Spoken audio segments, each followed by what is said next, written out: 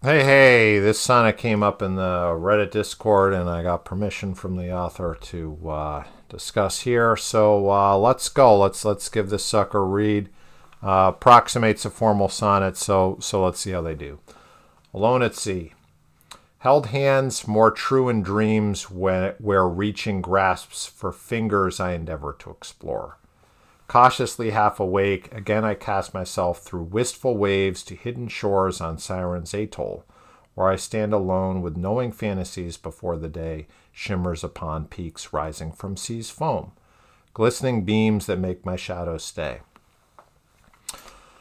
So that's the end of the octave. Those are the first 8 lines of a sonnet. Then we would have the volta, and then we go into the sestet, which is the second 6 lines of a sonnet. I think the main problem here for me is syntax. So the sentences here are a little bit difficult to parse and hang together. Held hands more true in dreams were held hands more true in dreams where reaching grasps for fingers I endeavor to explore. It's just a little bit hard to parse and stick with. I mean, I can kind of see what's who held hands are kind of a noun here. More true in dreams. Held hands are more true in dreams, where reaching grasps for the fingers I want. I hoped to explore. It's again what's being endeavored to do, what's being hoped to do, what's real and what's not. It's kind of deploying a lot of words to say I had a dream where I was reaching for you. And there's no you here. I'd love to see a you introduced because in the sonnet, the beloved, the object of our desire, the subject of the poem which occasions and motivates us to write, that's extremely, extremely important. And there isn't a you in this opening. Cautiously half awake. I don't know why they're cautious here. There would be no reason for caution. Again, I cast myself through wistful waves. Why are the waves wistful? This adjective here seems like a miss to me, as the cautiously is a miss. To hidden shores, why are the shores hidden? Again, it just seems like an adjective that doesn't advance the poem. On Siren's atoll. So now we're adding in this siren concept, but if we want to put this siren as the subject of the poem, I would have moved that up, and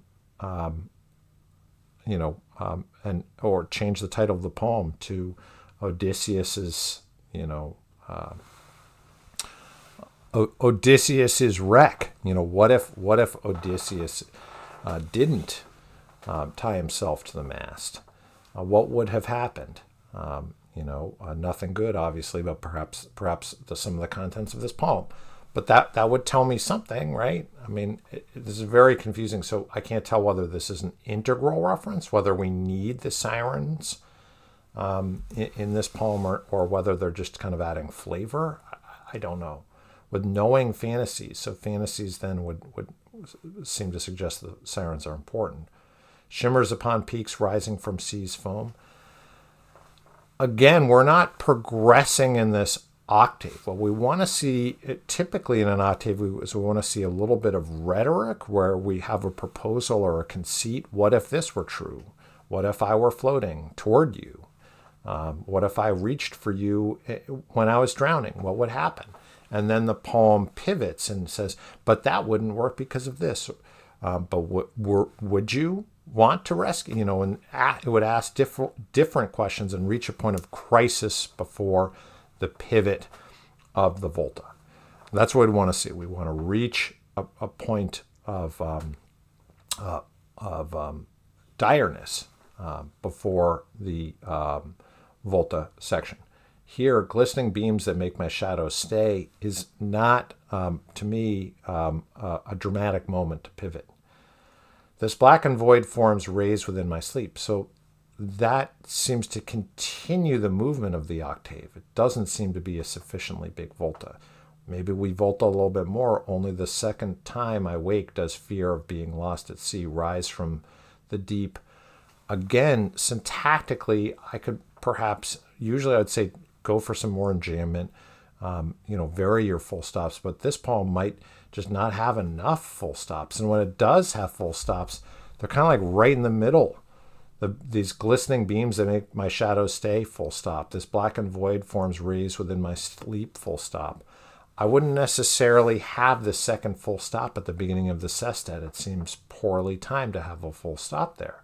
But there's other places where I'd really like to have more full stops, or at least more syntactical clarity and clearer clauses and action. In terms of the rhymes are pretty loose. I would suggest going with slant rhymes based on consonants. So you have like grasps and cast, explore and shores, alone and foam, maybe. These are all based on assonance on the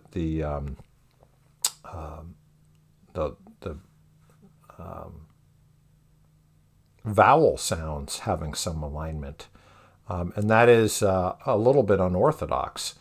I think it might be easier on the page to have consonants where, cast and you could, cast would go with something like fist, or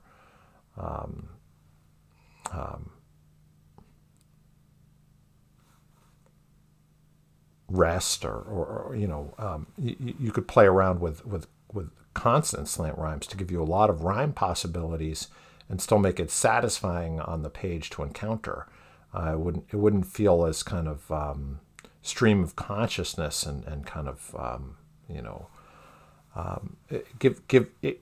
help give some clarity, help the rhymes nail down and clarify this poem a little bit. This poem seems to slip a lot. And I think the rhymes are probably the least of its issue, really. I think the syntax is probably the biggest issue. But, if you're writing a formal sonnet, these are definitely something you need to be concerned about. The iambic pentameter isn't in itself that bad. There's some places where it's clearly amiss. Cautiously half awake, again, I cast, is either a little bit tortured with the triple beat of cautiously, or just doesn't quite work. There's a lot of in first feet that are inverted, shimmers, myself, cautiously, held hands, glistening, only, cold waters, seeking. That's a lot of first feet that are inverted. And occasional inverted first foot is fine, but this poem seems to have very, very many of them. So I'd use it particularly for emphasis, where inverting that first foot, having a trochaic first foot, is done for to give a little extra oomph to a line. But it seems like so many lines depend on it that it detracts from that potential force or surprise. I just want to refer you to this book, Oxford Sonnets. You have lost my place there, so I apologize if you send me a DM. I'll pull out that other poem that had this specific nautical and beach imagery for you. But I appreciate the opportunity to look at this poem, and I'm always interested in sonnets.